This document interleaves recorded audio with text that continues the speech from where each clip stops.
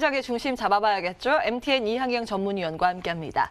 위원님 안녕하세요. 네, 안녕하세요. 예, 간밤 미증시 별다른 흐름은 없었는데 그 안에 또 기술주는 상승세를 시현했습니다. 전반적으로 어떻게 정리하고 계세요? 네, 맞습니다. 장 마감 후에 실적을 발표하는 마이크로소프트라든가 AMD 그리고 내일 실적을 발표하는 저희 페이스북 그리고 애플 그리고 테슬라에 대한 것들을 바로 앞두면서 시장 약간은 소강 상태였다고 저는 이해를 하고 있습니다. 그동안 좀 많이 올랐던 것도 약간 쉬기도 했지만 큰 움직임 자체가 오늘 없었습니다. 약보합, 강보합에서 움직이다가요. 결국은 소폭의 하락세로 마감했지만 크게 떨어진 건 별로 없었습니다. 실제로 보면 특징주는 어제에 이어서 공매도 관련된 그런 주식들이 오늘도 급등락은 반복하는 정도, 그 정도만 움직임이 있었다고 이해하시면 되겠고요. 섹터별로 보면 말씀하셨던 대로 기술주의 소폭 상승, 역시 여기에는 이제 애플이라든가요, 이런 것들의 마이크로소프트 이런 것들이 신고가 가고 이런 것들이 주가에 영향을 미쳤다고 보시면 되겠습니다. 오늘은 특별한 것들은 실적과 관련된 얘기를 주로 드릴 수밖에 없겠는데요. 일단은 장 시작하기 전에 나왔던 실적 발표한 기업들이 제너럴 일렉트릭이라든가 존슨앤존슨 이런 것들이 대표적인 기업인데요. 제너럴 일렉트릭은 실적 자체 이익이나 매출보다는 순현금 흐름인데요. 순현금 흐름이 기대 이상으로 이번에 4분기 연속 좋았고 올해도 2021년에도 다소 긍정적인 전망을 발표했습니다. 이것이 주가에 오늘 2% 정도 상승하는 기폭제가 된 그런 배경이 됐다라고 보셔야 되겠고요. 존슨앤존슨은 백신 관련해서도 우리나라에서 관심이 많은 주식 중에 하나인데요. 전망은 1.8달러 정도 이익을 예상했었는데 1.86달러가 나오면서 기대보다 좋게 나왔습니다. 그래서 주가는 신고가를 갔고요. 매출도 기대 이상에 나왔습니다. 물론 제약 분야가 제일 좋았지만 전 사업 분야가 고른 성장세를 이어간 것이 가장 특징이 되겠고요. 특히 이제 많은 분들이 궁금하신 건 백신 3상이지 않습니까? 백신 3상에 대한 임상 관련 데이터를 조만간 발표한다고 얘기를 했다는 것 자체도 오늘 존슨앤존슨의 주가를 최고가로 밀어올리는 그런 하나의 요인이 됐음에 틀림없겠고요.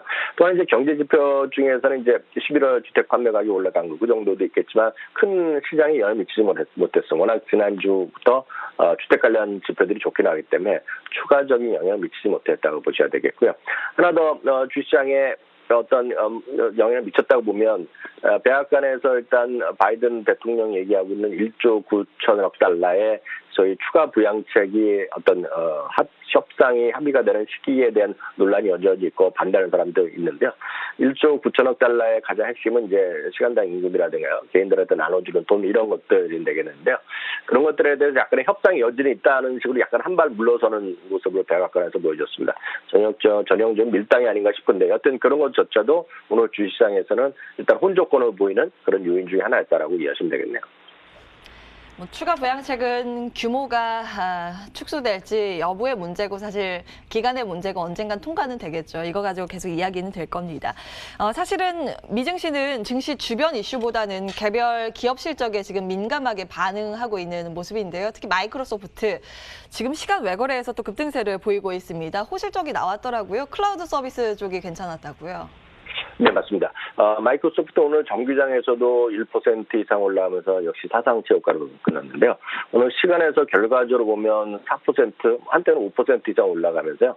지금 가격 정도로 만약 오늘 밤에 열리는 한국 시간으로 11시 반에 열리는 정규장에서 열리면 바로 그냥 사상 최고가를 찍고 시작할 수 있어 보입니다. 한마디로 실적은 깜짝 실적이 나왔습니다. 매출도 405에서 430원, 매출 자체도 생각보다 7, 8%가 더 나왔고요. 주당 이익은 한마디로 깜짝 실적이 났습니다. 주당 1.64달러 정도 이익이 예상됐었는데요. 2달러를 넘는 그런 이익이 나왔습니다. 그렇기 때문에 30-40% 정도 이익이 더 나왔습니다. 말씀하셨던 대로 클라우드 시장이 상당히 좋았는데요. 대표적인 것이 애저 서비스라는 것인데요. 당초 40% 정도만 넘더라도 대박이라고 얘기했었는데요. 무려 50%가 넘어졌습니다. 사실 근데 이 애저 서비스뿐만 아니라 모든 사업 분야를 한 10개 정도로 좀 소분류를 할 수 있는데요. 하나도 빼놓지 않고 전부 다 플러스가 났고요. 특히 이제 많이 이익이 좋아졌던 것들이 결국은 이제 소위 게임 관련된 것들, 엑스박스 X나 엑스박스 X가 이제 지난 연말 시즌에 새로 나왔고 그거 역시 물건이 없으면 못 팔 정도로 지금 인기를 끌고 있는 것들인데요. 그거에 대한 마진율도 생각보다 좋았고 판매도 많이 들었고요. 물론 개인들이 쓰는 어떤 PC용 이런 관련된 소프트웨어 이런 것도 상당히 좋았는데 하여튼 결과적으로 보면 모든 것이 다 좋았다라고 보셔야 되겠습니다. 그러면서 시장에서 오늘 밤에 어떻게 될지 모르겠지만 여전히 나스닥의 지금 빅5 이런 것들에 대한 끌고 가는 그런 요인이 되겠다라고 보셔야 되겠습니다. 물론 오늘 정규장이 시작하기 전에 레이몬드 GMC에서 강력 매수에 $235를 얘기했지만 제가 보기에는 이 가격 바로 넘게 지금 거래가 되고 있고요. 아마 오늘 밤까지 해서 아마 상당히 많은 월가의 증권사에서 목표 주가를 좀 올리지 않을까라는 조심스러운 예측 드릴 수 있겠습니다. 반면에 AMD랑 스타벅스는 실적이 나왔는데 AMD는 상당히 긍정적으로 나왔지만 물론 AMD도 이제 깜짝 실적이 나왔는데 그거보다 더 이상을 원했던 것 같습니다. 그러면서 시간에서 약보합, 강보합을 혼조권에서 지금 1% 정도 내리고 있고요. 스타벅스는 이익은 예상보다 좋게 나왔는데 매출이 좀 모자랐습니다. 특히 이제 동일 점포 매출이 미국은 5% 줄어들었거든요. 물론 큰 영향은 아니겠지만 여하튼 오늘 주가는 시간에서 1% 이상 오늘 하락하는 모습을 보이고 있는 것이 시장의 특징이 되겠습니다. 예, 전반적인 내용들 미증시 관련 기업까지 정리해 주셨고요. 국내 시장 보겠습니다. 어제 이 천스닥이라고 불리는 코스닥 지수는 천선을 딱 찍고 바로 좀 내려오는 모습이었습니다. 근데 달도 차면 기울고 다 기울면 또 차는 법 아니겠습니까? 시장에 대한 평가 어떠세요? 네, 코스닥 지수가 종가 기준은 이제 바로 1000포인트 넘어섰다가 이제 막판에 보면 흘러내리면서 990몇 포인트로 일단 끝났는데요. 2009년이죠. 2009년 9월 14일 날 종가 기준은 1020포인트를 마지막으로는 12년 만인가요? 12년 만에 일단은 주가 1000포인트 넘어섰습니다. 일단 코스닥 좋아하시는 시청자분들 축하드리겠고요. 코스닥의 강세 배경은 분명히 몇 가지 있습니다. 이제 전형적인 1월 효과라는 표현을 쓸 수 있습니다. 그것은 1월이 되면 많은 증권사나 많은 기업들에서 장밋빛 전망을 내거든요. 그런 것을 우리가 1월 효과라고 얘기하고 있고요. 두 번째 이제 수급에 대한 기대감이 있는데 이건 상당히 조심스럽습니다. 왜냐하면 어제도 개인분들이 많이 사고 기관이나 이제 기관은 국내 외국인은 많이 판 거로 저는 알고 있는데요. 근데 연기금을 얘기를 많이 하는 거죠. 왜냐하면 연기금이 지금 국내 주식을 줄이기로 한 거 아닙니까? 비중을요. 그리고 해외 주식을 늘리고 있는데 다만 상대적으로 코스닥으로 운영 비중을 좀 늘리겠다는 얘기를 한 적이 있습니다. 그래서 그런 것들의 기대감이 분명히 있겠고요. 코스닥 벤처펀드의 소득공제 혜택을 작년 말에 끝났어야 되는데 2년 연장한다고 했는데 물론 이게 플러스는 플러스지만 이거 갖고 별로 큰 의미는 없어 보입니다. 다만 호재냐 악재냐 우리가 도식적으로 따지면 호재는 맞겠고요. 또 하나 이제 공매도 얘기죠. 공매도가 이제 재개가 지금 당장은 사물이 안 될 가능성이 커졌죠. 보도 보면은요. 다만 이제 공매도가 재개되더라도 대형주 중심으로 순차적으로 한다니까 이제 코스닥이나 중소형주는 상대적으로 좀 멀 수 있다는 기대감을 하는 겁니다. 다만 이 모든 것들보다 더 앞서는 것은 결국은 실적인데요.